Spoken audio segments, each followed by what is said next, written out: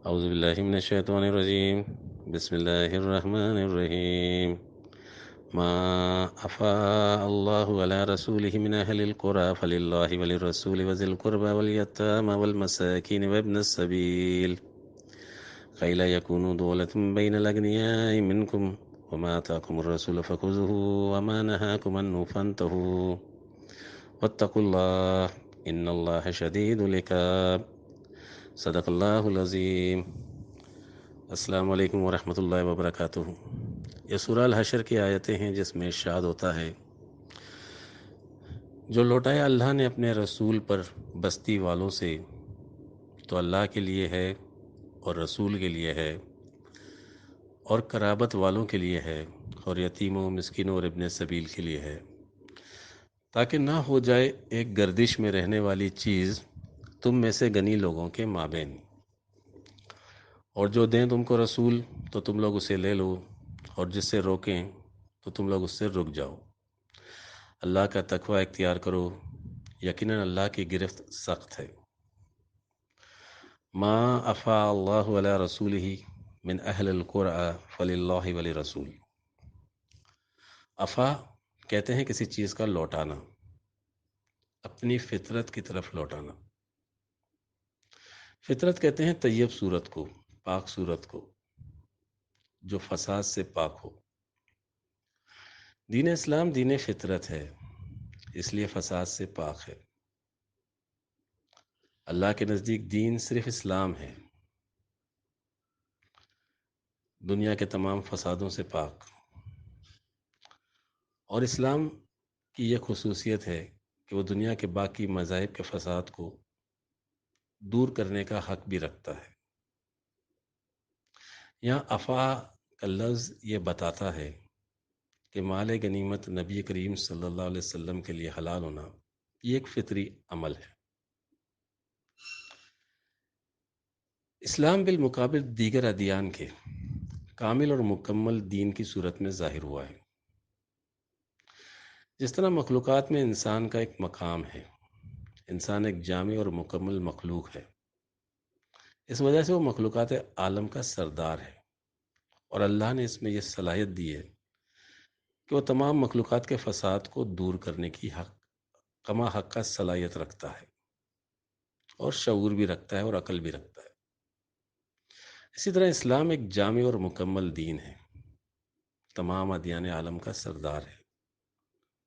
اس کے اصول باقی ادیان کے فساد کو دور کرنے والے ہیں۔ نبی کریم صلی اللہ علیہ وسلم کی آمد کے بعد باقی ادیان پر یہ لازم تھا کہ وہ ان پر ایمان لائیں، ورنہ بصورت دیگر مسلمانوں کو یہ اختیار تھا کہ وہ ان کو اپنا محکوم بنائیں۔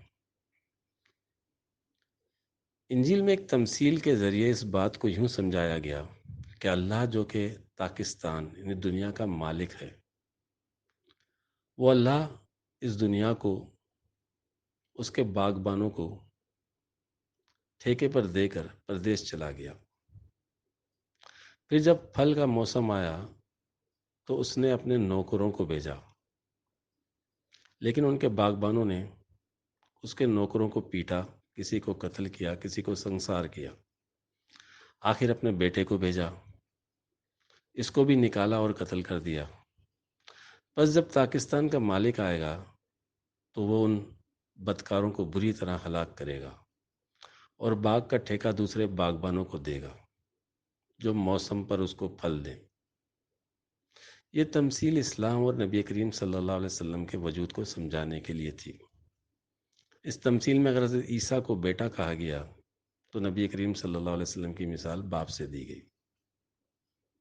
نبی کریم صلی اللہ علیہ وسلم کی آمد کے ساتھ تمام اقوام کو غلامی کی نسبت لگ چکی ہے، اور آپ نے عملاً دنیا کی وراثت، تمام زیب و زینت، وجاہت اور بادشاہت مومنین کے حوالے کی۔ اسی میں دنیا کا ارتقا ہے۔ اسی طرح یہ فرمایا قیل یکون دولتم بین الاغنیاء منکم۔ یہ آیت کریمہ اسلام کے معاشی نظام کا خلاصہ ہے کہ دولت صرف امیروں یعنی اغنیا کے درمیان نہ گھومتی رہے۔ حقیقت میں مال غنیمت کسی نبی کے لیے حلال نہیں کیا گیا تھا، صرف نبی کریم صلی اللہ علیہ وسلم پر اور آپ کی امت پر حلال کیا گیا، ایک نظریے کے تحت اور ایک اصول کے تحت کیا گیا۔ اسی لیے اللہ نے یہاں ساتھ وعید بھی سنائی، ان اللہ شدید العقاب، یعنی اللہ کی گرفت بہت سخت ہے۔ اسی مال غنیمت سے صحابہ کرام نے دنیا کے معاشی نظام کے فساد کو دور کیا۔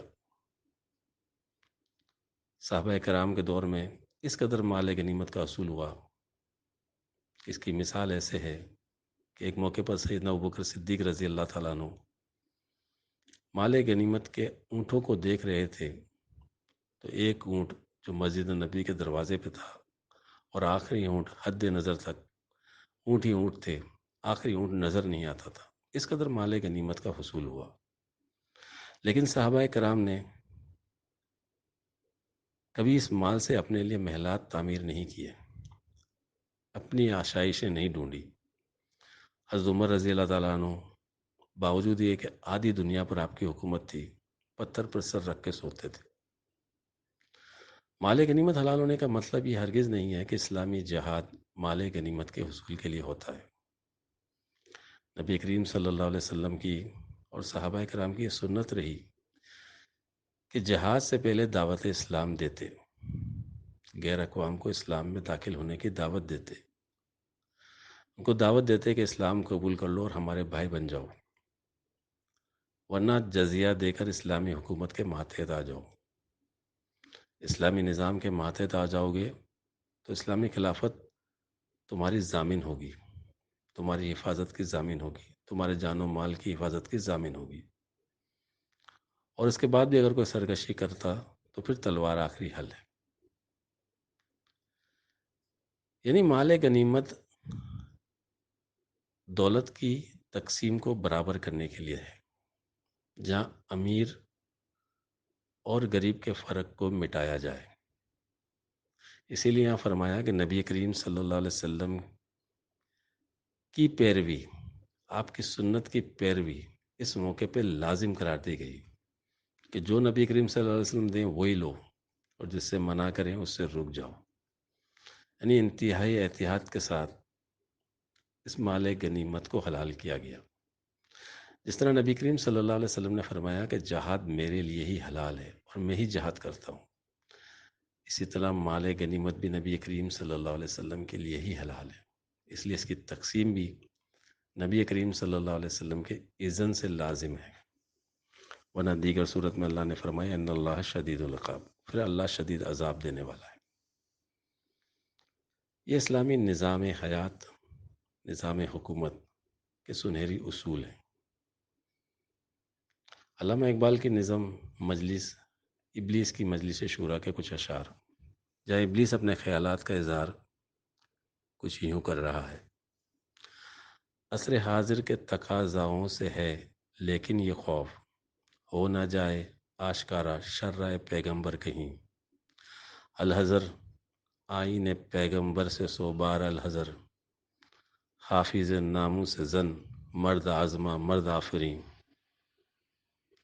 موت کا پیغام ہر نوع غلامی کے لیے، نے کوئی فغور و خاکاں نے فقیر رہ نشیں، کرتا ہے دولت کو ہر آلودگی سے پاک و صاف، منعموں کو مال و دولت کا بناتا ہے امین، اس سے بڑھ کر اور کیا فکر و عمل کا انقلاب، بادشاہوں کی نہیں اللہ کی ہے یہ زمین، چشم عالم سے رہے پوشیدہ یہ آئیں تو خوب، یہ غنیمت ہے کہ خود مومن ہے محروم یقین۔